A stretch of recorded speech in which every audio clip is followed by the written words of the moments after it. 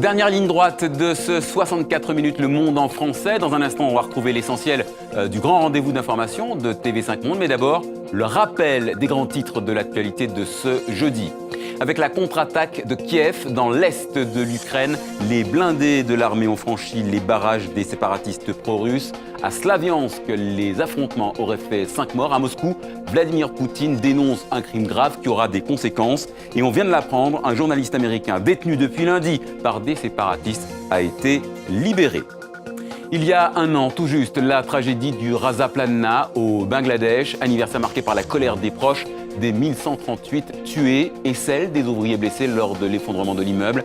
Ils réclament une aide accrue pour les victimes de la pire catastrophe industrielle de l'histoire du pays.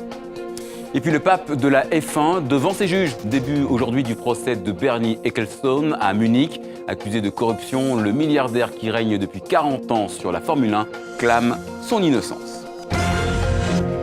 Vous restez avec nous car vous vous demandez peut-être ce qu'il faut retenir de ce 64 minutes Le Monde en français, ce que vous avez aimé, ce que vous avez raté. Séance de rattrapage avec Grégory Fontana et Jean-David Chessel.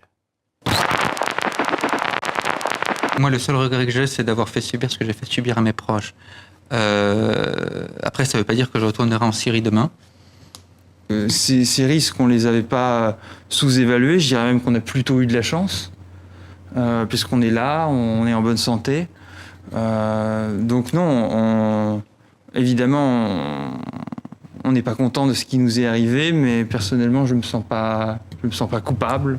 Je tiens à préciser que Pierre est un peu le philosophe de la cellule. Et les autorités ukrainiennes prennent également très au sérieux la menace d'intervention russe.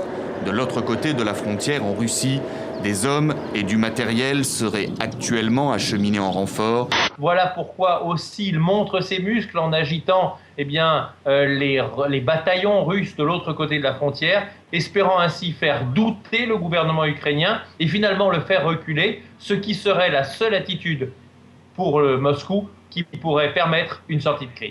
Ma fille Kulsum travaillait au 6e étage. Nous n'avons pas retrouvé son corps. Les tests ADN n'ont rien donné.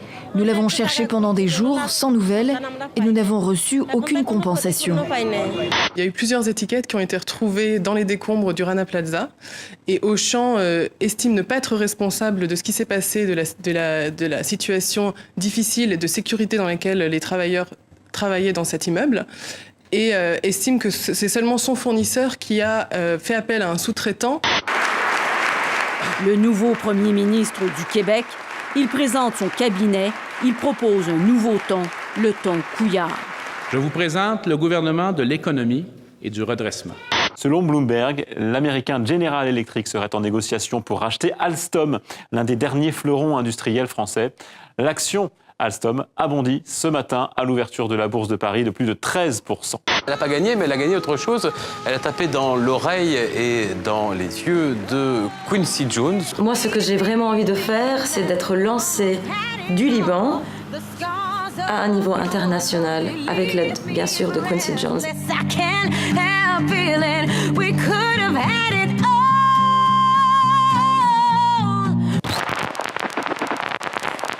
Voilà, 64e et dernière minute de votre émission. Demain, vous retrouvez Xavier Lambrecht aux manettes de votre grand rendez-vous d'information. N'oubliez pas l'actualité sur TV5 Monde, c'est également le Journal Afrique, toutes les éditions et le site internet. À bientôt et bonne suite de programmes sur TV5 Monde.